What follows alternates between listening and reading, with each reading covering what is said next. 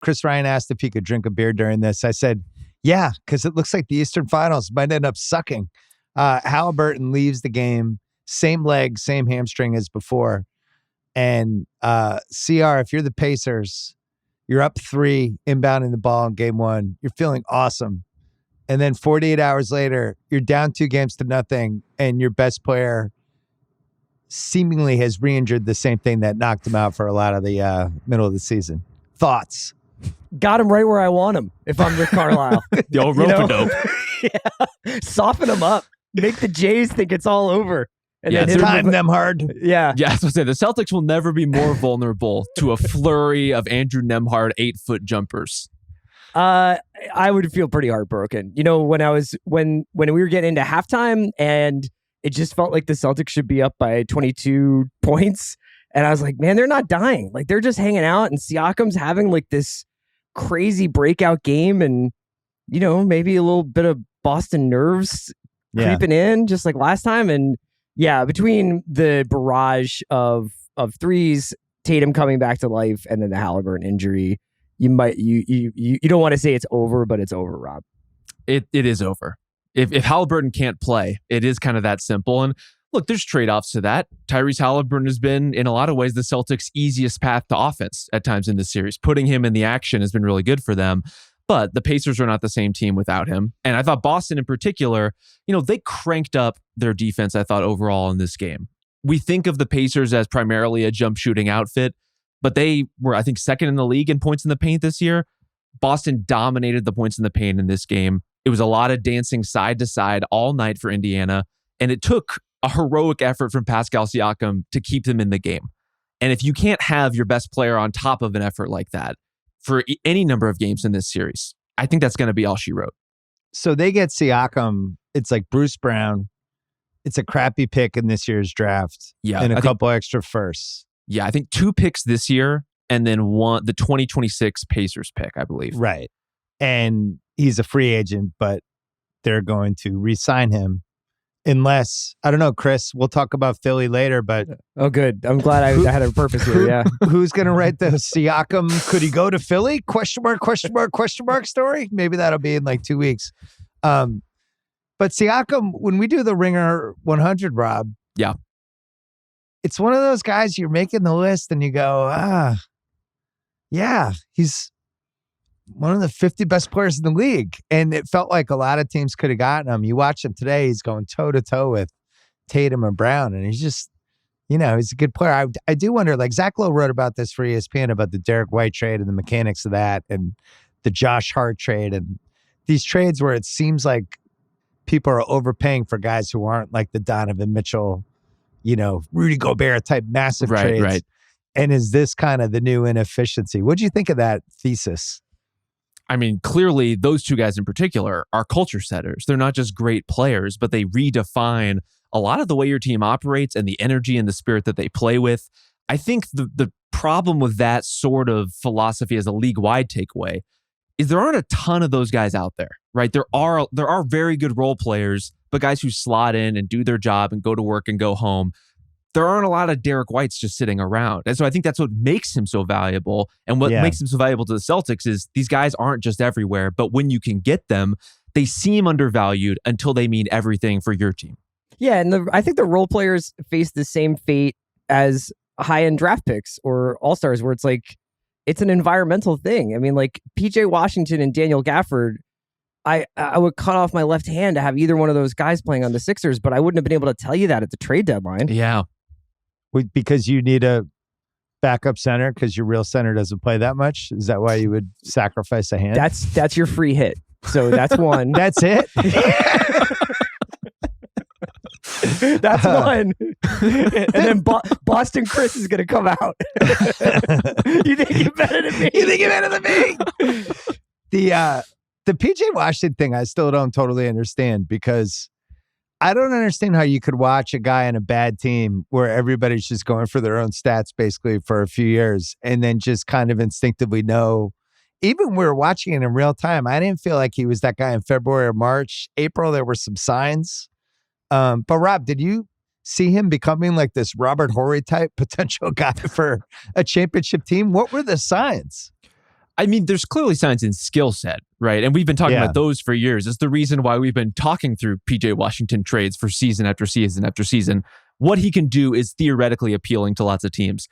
But it still seemed pretty theoretical to me until we saw it in Dallas. And Gafford is a similar exercise, except as an energy big instead of a stretch big. It is hard to read guys in those situations. In theory, teams are doing background. They're trying to talk to everyone that they can to get information on what these guys' actual work habits are.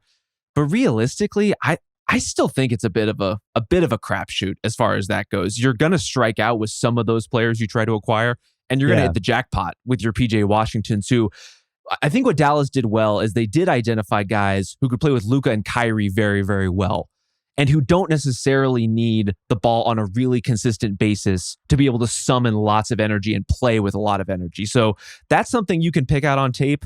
As to whether it's going to be a perfect kind of cultural fit every single time, I mean, I'm as lost as anybody. See, Chris's team doesn't think this way because they're all about 3 All-Stars. Who's the third? I don't know. Tobias? It's Paul George. He's dying to leave Los Angeles. We'll talk about that later. Can we talk? See how you're a narrative guy. Yeah. We've talked narratives a few times. I'm a narrative guy, but Bill, just don't skip me when it comes to the legacy, because I'm also a legacy guy. You're a legacy and a narrative guy. Interesting. People are bored already with this Boston-Indiana series. So Boston wins game 1, and it still turns into a 2-day Tatum referendum. And I know from a Celtics organization all the way up standpoint, they're really frustrated with the Tatum coverage. From the sense he's 26 years old. He scored more playoff points than any player in his first 7 years ever. He's made 3 first-team All-NBAs. He made first All-Team NBA this year. As an all-around guy, he's been really impactful and has gotten better at that year after year. And if there's a nitpick, it's something I've talked about over and over again, which is that his three-point shooting just hasn't been good enough. And I think I looked up his game log, his last 14 games before tonight. He was 24% in the playoffs from 3. Tonight he was 1 for 7. But he's carrying himself like he's this 40+% three-point shooter. So if you nitpick him on that, great. But the all-around game is really good. Is he Luka? Is he Giannis? He's not. He's not. Is he LeBron in 2013? He's not. No. But is he in the vicinity of where Kevin Durant was on those OKC teams? He is. Maybe he's not as good as Durant was, but in terms of being an impactful have like forward, the spiritual experience watching Jayson Tatum that I did watching Kevin Durant. And that aside from the we're not Northeast talking Carter about stuff, that. I'm talking numbers and impact. Okay. And You you asked even about saw it narrative. today. Yeah. Kevin Durant was the literal MVP in the seasons you're talking about. I get it. I love Kevin Durant. I'm just saying from a numbers standpoint, he's in the vicinity. And from a winning standpoint, he's been incredibly successful as the best player in a team that over and over again is in the top 4 or the top 2. And yet now we've hit the point where people are like, fuck this, he's not that good. And you could feel it the last couple of days based on what happened in game 1. We talked about it on this podcast, where if Brown doesn't bail him out on that 3, it's 2 days of Tatum. What the hell's going on with this guy? Which is what it turned into being anyway. So then he sucks in the first half of game 1. What do you think, CR? I'm thinking that this guy probably is not facing the level of competition that he needs to. And I was thinking that the whole night watching this game. That first game was really fun, and it was really exciting and it was like watching Keystone Cops out there at the end. But when it comes to like watching the Western Conference playoffs and watching what it's done to some of these guys and how it's made them raise their game, or in Kyrie's case, like revive his game to some extent, and just watching like these guys reputationally, but also obviously performance-wise have to step up because they can't screw up or screw around the way Tatum did in the first half of this game. And yeah, I'm like, is it unfair? Sure. But I actually like, even for a while tonight, I was like kind of trying to imagine if Tatum and Siakam were on like swap teams and like how we would think about those guys differently. And like, what would Jayson Tatum on a, like, I'm trying to drag a mid-market team to relevance and just throw it all on my back kind of thing would be, and what his sort of persona would be and how it would be different. I think that Tatum just suffers from being like exactly who you just described, which is like the 6th or 7th best player. And I don't know, I don't really think he's that cool. Like, I think that's also a thing that happens is like, he doesn't have that cool of a game. It's very like drudgery. It's like a lot of drudgery to watch. So that I think is like mounting up against him. But he had a good second half. I mean, they just bodied those guys in the second half. Like this thing is over. There's also that thing going on with him and Brown where they do make each other's lives easier in certain ways, but really their primary value to each other is in games like this, where Tatum can be off for a half or 3/4, and Jaylen Brown can just pick everything up and make it work. And it wasn't just the scoring, but he was the driving force leading to all those threes for Boston too. You don't really see that in a lot of other star situations. A lot of the other ones are built in some way to be more directly complementary. Even when you think about Luka and Kyrie, for example, their games fit together in a way that Tatum and Brown don't necessarily. I'm not saying those guys don't work or don't fit or can't win a championship. Or they like each other, like all those things, yeah. Clearly, it works at a really high level, but it doesn't work at a level that augments both of them and makes them really, really pop. And so when we're talking about what's missing, some of it is that pop. And some of it is the fact that there are just 5 or 6 guys who are better than Jayson Tatum right now. And that's okay. And frankly, that might not stop Boston from winning the title anyway. Right. I mean, 3 first-team All-NBAs ain't nothing. But I have and I'm going to say this, I just want people to know this is a joke, but a friend of mine, we always joke about Jaylen Brown. He's basically like the middle brother in the family. Jayson Tatum's the older brother. So when Tatum has a game like tonight, the first half, and Jaylen's having a game like he's having, we start joking like, oh my God, this is the Jaylen Brown dream game. These guys have been awesome teammates. They pick each other up. But it's just kind of funny, back to what Rob said. It is like a little bit of a seesaw. When one guy's down, the other guy goes up, and vice versa. And that's a good thing. And when they're humming together, the Celtics look completely unstoppable. But Jaylen was awesome today, and there was a little sauce behind it. We're taping this before the press conferences after the game, but he didn't get All-NBA. And I voted for him. I made the case for him during the awards. There's been years where I haven't voted for Tatum as the highest team. Like I really try to be, take all the biases out. In this case, like I felt like they won 64 games, mainly because of those 2 guys and mainly because those guys sacrificed a lot. And Booker made it. And I just think there's no way Jaylen was worse than Booker this season when you think like he never chased his stats. He always did whatever was best for the team. And the team was super successful. They were successful because of those 2 guys and how hard they played night after night after night, and how durable they are. And if we're just not going to reward that with the All-NBA, right? I don't know what the All-NBA is for anymore then. It's for money now. Winning doesn't matter. It's a stat award now. Well, it's a contract award, which is kind of perverted it in the first place because it just becomes like this thing that's tied to compensation in a way that is like, I don't have a vote. I wouldn't even know what to do with myself if I had a vote. And it was like, this guy's either going to make $65 million extra or not, like based on whether or not I think he's better than Devin Booker. That's crazy. Right. Well, especially when you we don't need more media members complaining about the responsibility of voting for these things. But I'll say, given what we're talking about now and what we're choosing to award and reward, you want to reward players who are sacrificing for their teams to win.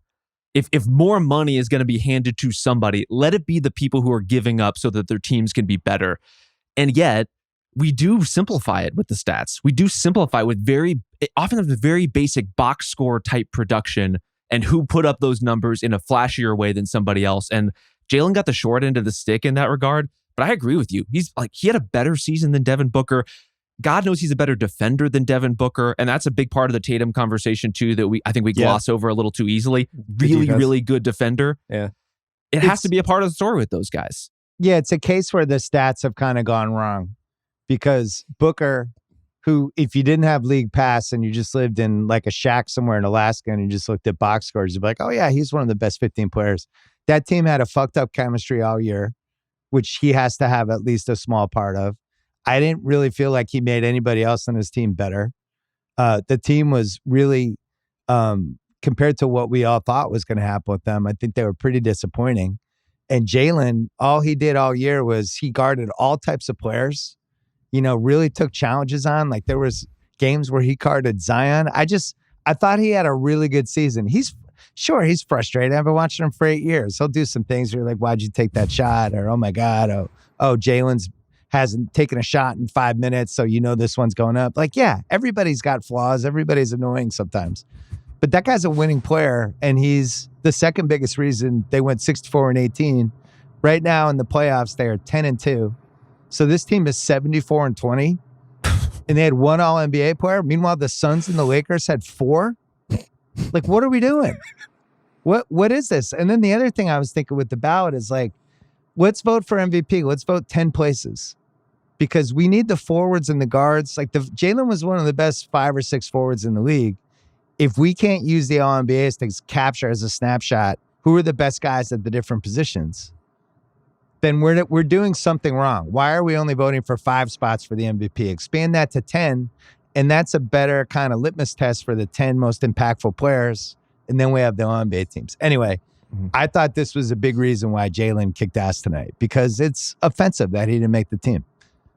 Anyway, that's my rant. CR, any thoughts? I know you hate the Celtics. I do hate the Celtics. I'm pretty much in agreement with you. I mean, to the extent that I think that these kinds of All-NBA slots are like black and white, and you can kind of pick this out. I do think that Jaylen Brown had a better season than Devin Booker, from my opinion. It just as a League Pass Night Country guy and an Alaskan shack, who watched 10 games this year. I agree.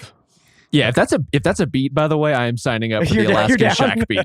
I'm into it. Sounds great. Bill, what do you think about the idea though about like every other night? It's like you're watching the Western Conference playoffs, and it feels like you're on a complete bender because it's so awesome and everybody's flying all over the place. The crowds are going crazy. It feels like we're on in the front seat of like these 2 emergent franchises that are like really finally taking the leap. Don't you think the Celtics are getting punished a little bit because nobody's really like, they didn't get the Knicks and they didn't get the Sixers and they didn't get the Bucks, and they're just playing the hand that they're dealt? Didn't this happen to LeBron for like 8 straight years? It did, but like LeBron was like, we're all sitting here waiting for you to catch Jordan. I feel like LeBron's greatness was so like amplified like from the second he got in the league. I know there was always a lot of like, you're really gonna win the big game, but like, I don't know. There was something. I feel like those Pacers Heat, like those. There were some series in the Eastern Conference that were fun, and this just feels like. Yeah, man, but think about the reasons. We lost Giannis and we lost Summer Dame, and the Bucks get knocked out. Yeah, Embiid, and maybe now Halliburton. Yeah, Embiid, Halliburton, and Cleveland like might have had a puncher's chance with Mitchell. He misses the last 2 games of that series. So I think from an injury standpoint, the Celtics have been about as lucky as it gets. But this is like an NBA thing where you look at the Lakers in the 1980s, where all the good teams are in the East, right? You have the Celtics, you have the Sixers, you have Milwaukee, and then you have Detroit, and even Atlanta.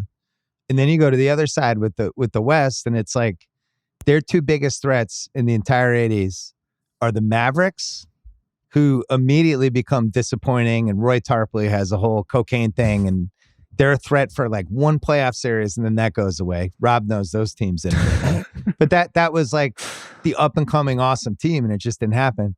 And then the other team was Houston, who actually beat them in 86 with Samson Olajuwon. And then the next year, drug scandal, Samson gets hurt, and those guys disappear too. And the Lakers never get tested. This is just kind of how it happens. You look at the West, OKC, Dallas, Denver, Minnesota. Those are 4 of the 5 best teams in the league. And they just, for whatever reason, are clustered in the West. Golden State couldn't even get in the playoffs. Like this is why they need to do this 1 through 16.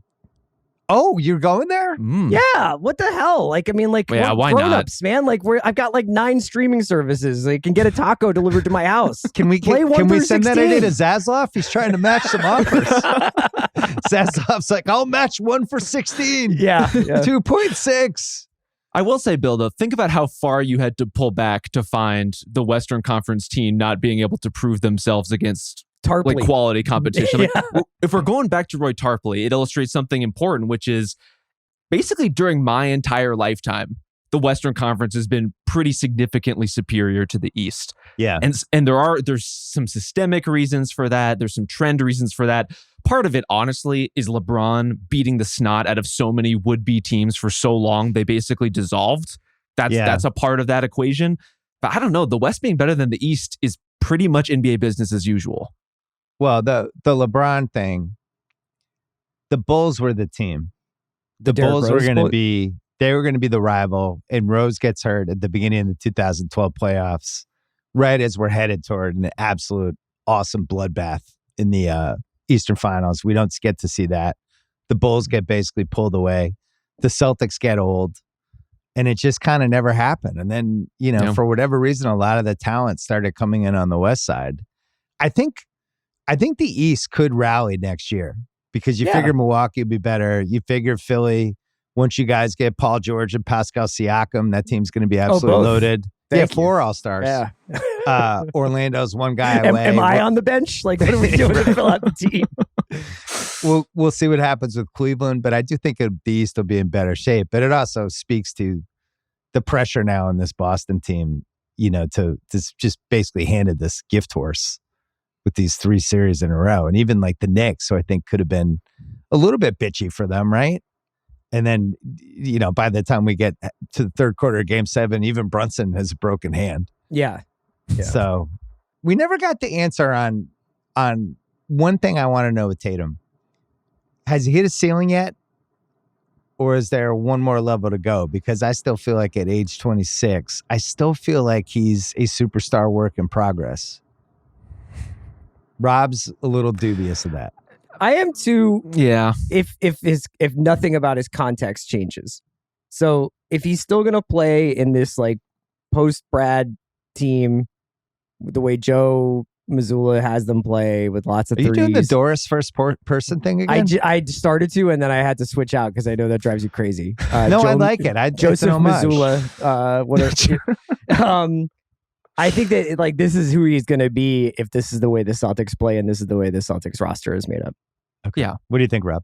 I think it's reasonable to expect subtle but meaningful improvement. Little things on the edges, little things in terms of his mentality or the balance of a team. But at this point in their career, most guys kind of are who they are by that age, especially if you've had the opportunities in terms of offensive creation that he's had. It's one thing if you're coming up as a role guy and suddenly you're thrown into a dramatically different context, as Chris is saying, and your whole career transforms.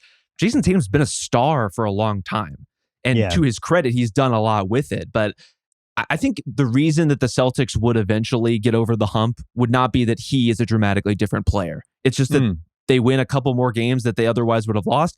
Maybe he has a couple fourth quarters that he might not have had in a previous run. But ultimately, I think this is who he is. And that player is really damn good and maybe good enough. He's an excellent one level below the top guys in the league guy who is a streaky 3-point shooter. And we saw Game 6 Philly, Game 7 Philly last year. We saw Game 6 Milwaukee the year before. When he's feeling it, it's magical. But it seems like it comes and goes. A lot more comes and goes frequently than some of the other great players. So I would say the last piece. Do you think that's a system thing or that's a him thing? Because there's something about like I was watching whatever, I think it was towards the end of the last Dallas series against the Thunder. And Kyrie had some game where he had like 11 points or something. Yeah, I can't he had remember. a couple of those. But when the game's over, all the guys are freaking out about Kyrie and like what he did and what you don't see. And like, it's like Kyrie did this and then he said this before the game. I think that Tatum kind of lacks that.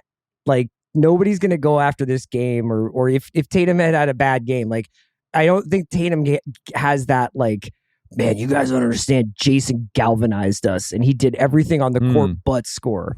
It kind of feels like it's a little bit more like if he gets his 26 to 30, it's like a normal Jayson Tatum night. And if he doesn't, he's shit. You agree with that, Rob? I mean, shit seems strong. No, but like that's the way that's the way that I mean, it's also that's the narrative of it. Yeah. That's how Boston reacts to stuff. Like, yeah. The irony of that is I think Tatum does do a lot of those sorts of things, but doesn't necessarily give the energy or get the credit, narratively speaking, like game for one doing was them. like that. He had a really good defense rebounding game and got no credit for it after. I suspect if you zoom all the way in and go into like film session kind of mode and diagnose every Celtics play, you will find all sorts of small things that he does, whether it's, pull over a superior defender so that Jaylen Brown can attack, whether it's the way he rotates on defense to, shield other guys and protect them. He's doing all that stuff. It's just guys like Kyrie have a mystique and will always get the respect because of that mystique. And Tatum, for all the reasons we've illuminated, just kind of doesn't have that. and it changes Right. the way we talk about him, but it doesn't necessarily change what he's offering on the court. I think the guy he is on the court does have a lot of those qualities. Yeah, I'm a Tatum defender. I'm way more glass half full than I think most people. The 3-point shooting drives me a little nuts, but it's like those actors. It's like Robert Duvall. There's not a lot of Robert Duvall conversations, right? Incredible actor, but it's more fun to talk about Pacino and De Niro and Jimmy Caan. And nobody's like, oh man, Duvall. The judge. He was killing it. Yeah. We're like, oh man, Duvall. What are you talking about? Isn't that we the are, Ringer's whole but purpose? most people aren't. It's like, oh, Duvall pod. It's the Duvall Hall of Fame. It's just never happening. Please title this episode Jayson Tatum, NBA's Robert Duvall, ? And see if it's the worst or best episode ever. Well, I'll ask you guys this. The Netflix series that they're doing. Yeah. Tatum's one of the guys. That quarterback's version or whatever. LeBron's in it. The series that they're doing. Anthony Edwards is in it. Who do you think's going to steal the show? Anthony Edwards. Yeah. I mean, he already stole one Netflix show. Right. It's just That's what he does. Tatum's going to be in it and you'll get to know him better. And by the way, his story is awesome. His mom, her whole background and all the ways that she's just around his life and all the things she does. She's really unique and a really cool lady. People are going to be like, where's Ant? Can we go back to Ant's house? He's playing video games. Like, what's going on with that guy? Ant's decided to take up soccer. Come on, let's go back to him. Somebody just challenged Ant in wiffle ball. What? So Indiana, is this a sweep, Rob? I mean, game one. Let Game me one say I was have their no game. Halliburton. Let's say Yeah. Halliburton's gone for the series. Is it a sweep? Oh, I think yes. they're going to get one in Indy.